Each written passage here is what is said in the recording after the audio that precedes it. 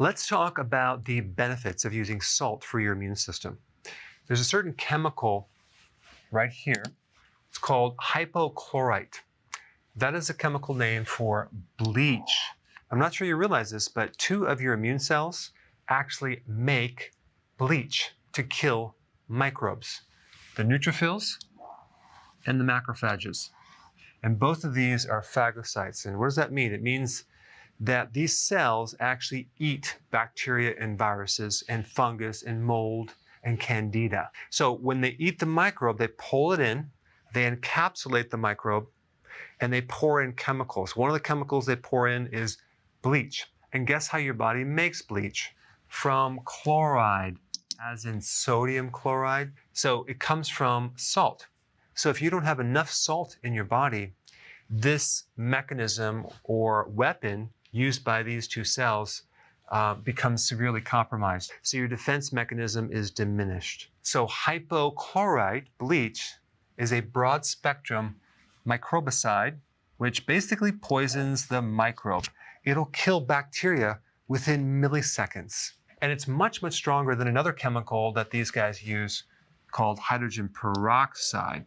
And as a side note, if these immune cells run into the unfriendly form of candida, they'll start dumping a lot of hypochlorite into the system to kill the candida. And certain reports indicate that it'll release between 70 and 80% of the chloride reserve, so they can actually make more hypochlorite. And what's interesting, when I was in practice, I noticed that certain people that came in that had a candida infection or an overgrowth of candida also had a very pungent smell about them, which basically was similar to bleach. And that was probably the immune system trying to wipe out the candida.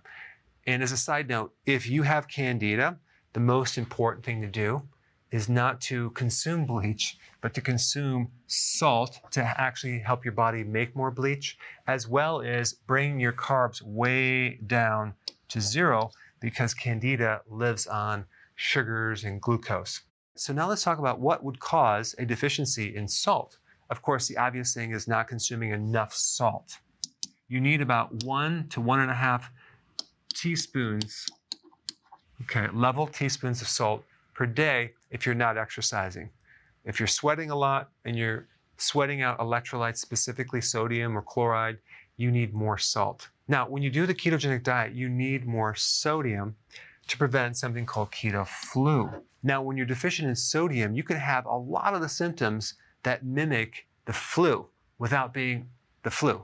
There's no infection involved, but a deficiency of sodium will cause muscle weakness, muscle achiness, headaches, lethargy, dizziness, not necessarily mucus, but a lot of the other symptoms. And when you actually go from burning sugar to burning fat and producing ketones, you're going to lose a lot of the fluid retention, and with that, you lose a lot of sodium. Now, with the immune system, you need the other half of sodium. You need the chlorides. I think the chlorides are pretty much not really emphasized very much. We always talk about sodium, but I think this is a very ignored mineral. Chloride is also needed to make hydrochloric acid to also kill off pathogens that can come into your stomach. But it's definitely needed for the immune system to build up the phagocytes. Another way that you can become deficient in salt is having diarrhea, vomiting, taking diuretics, consuming a lot of potassium without salt. I mean, even if you were to consume 10 cups of vegetables, you may find that you start getting a salt craving. So you definitely need the balance of salt with potassium as well. If your adrenals are burnt out, you're going to need a little bit more salt. If you drink too much water, you will dilute the body's electrolytes, specifically sodium chloride. Now, there's a condition called hyponatremia, which is low sodium in your blood, which usually comes from just drinking like gallons of water. So you want to drink enough, but just realize if you drink too much, you're going to deplete your sodium and even chlorides as well.